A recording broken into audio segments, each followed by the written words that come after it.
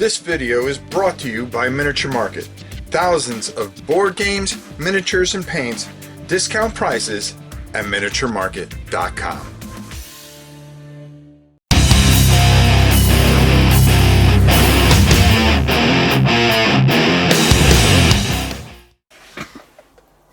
Hi everybody, we're going to take a little blast from the past. I seem to be doing a lot of that lately. But we're going to take a look at Mechwarrior Age of Destruction. I'm going to take a look at the box set that you get and just explain a little bit. I'm not going to go through all the rules, but just give you an idea that if you can find this, and it is easy to find, you can buy it in lots, tons of lots. And if you get a nice starter, usually you can pick them up pretty cheap. You may find this is something that you may like. Let's go down to the table and take a look at it. Well, here we're just going to give you the quick run through on what's going on here. Now, it comes with a bunch of cards. The starter box comes with different cards, and you can get different cards. I don't play with the cards. They don't add much as far as anything's concerned. You're going to get this cheap little ruler. You may want to use your own. You're going to get dice.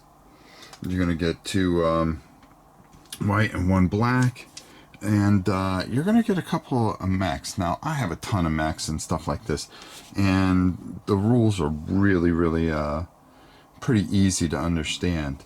They give you a map and some terrain. I don't use it. I always use my own. But this is what you'll get in a starter box if you can still find them. I have tons and tons of mechs, so here's some of the other mechs that I have and I add. Now, this is really easy in how all this works together. And the reason I'm doing it this way is so I can show you guys the back dial here. Now, the first number up here is going to be your primary weapon. The secondary number is going to be your secondary number weapon, and then of course you are going to have, let's see if we can zoom in a little bit more on that. There we go. You're going to have your movement number. This is going to be your attack value, and then to the right of that is going to be your defense value. Over here is your range, 0 to 8, and in close combat you've got to be pretty much, oops, we'll back out here a bit, right on top of each other. Now, for this particular thing, if you saw, a 9 was the attack value, and the range is 8 inches. So you would measure between the two, and then you would roll 3 die. 3 die, as you can see, I've got 9, 10, that's 19. Now his defense value, if we took a look, is a 20. So you would need a 20, so that would have been a miss. Now if one of these dice were just a little bit higher, it would be a hit, and then you would decide what value that you wanted to use on here. For your primary weapon, you would do 3, so he would take 3 clicks of damage. The thing about this is, as you take clicks, you're going to keep clicking down, and your stats are going to get lower and lower and lower. Once you get to this, which is 3 bullet symbols, you are pretty much eliminated, and that mech is gone. Now, you're going to get two actions per round, and you can push your guy. So if you wanted to take one action, your actions are very simple: move, range, combat, close combat, or of course venting. Now venting, if you push yourself, instead of taking damage, and see these smaller units, if you push, if you moved and then you wanted to do something again, that would be considered pushing, and then you would click the dial and take a damage. It's risky, but sometimes some of these units get stronger as they take more damage.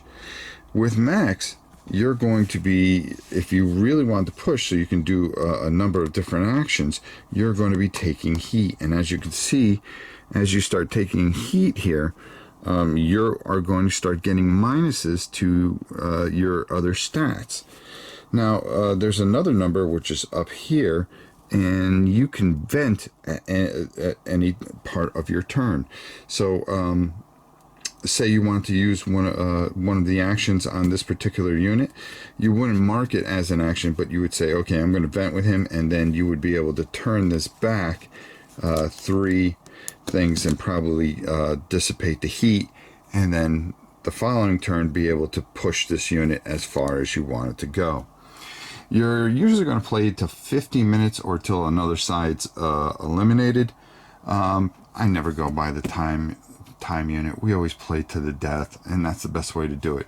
You're going to have all kinds of different units. You've got tanks here, you've got infantry units, you've got heavy armored units. As you can see, they're pretty detailed and pretty nice, and I really enjoy this quite a bit. It's kind of hard to focus in. The only way you can do it is to kind of zoom in and zoom out, but I think you guys get the picture of how this all works. There are different colored stats there. You have a card here which you're going to do depending on what damage it does. Say you use your secondary weapon, if the number's surrounded with a black mark, you can do an alpha strike, you can do flamers, pulse, all kinds of different things. Full strike for damage, and then there's defense values as well that you'll be able to use and what you can't use. And this is very useful because each of these units are unique and have different values to fight with. So that's pretty much it. We're going to take it up top. There are just so many units, and this was such a great game in its day.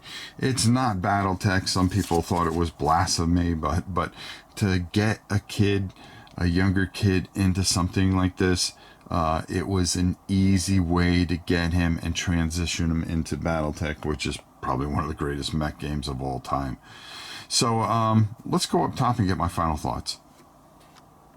Now, I did the best I could, taking the camera off the stand and trying to show you the dials, because it's really hard to focus in on the dials. The thing is, you're going to be clicking these things and dissipating heat. Some of these smaller units you can move together as a group. So you would take the lowest movement value and be able to move those as a group as one action. There are just so many units that you could pick up. If you go on eBay, you can find a ton of these, and it's a good, solid game for the hero click type of for what it is. Basically, I think it's a good entry level, especially if you have younger children that you want to eventually get to BattleTech. It does what it does, and it does it very well, and I always have a good time with this. It plays solid. There's very little headaches. It's a pain in the neck sometimes to turn the heat dials because they do get older. Some are stiffer than others, like this one is a little stiff, but this one turns perfectly. And making sure that you do the clicks and stuff like that. The only thing that I never liked about it was just being able to take one action. It has a strategic value to it, but when you push the units and you hurt the units, some of the units get stronger. I didn't show you everything. I didn't show you some of the things as far as line of sight and all that other stuff for hand-to-hand combat, but this is a very solid system, and if you can get one of these boxes cheap, I'm telling you, you're not going to regret it. It's a fun, solid game for old-time BattleTech players like myself, and even younger ones that haven't played. It's something that you'll enjoy, and it's quick, it's fun, it's easy to set up, and fun to play. So there you have it, Mechwarrior Age of Destruction. I suggest if you can find it on eBay, check it out. I think you'll enjoy it. It is a lot of fun. I got tubs of the stuff, and I still love it to this day. Until next time, it's your old pal Rob. We'll see you soon.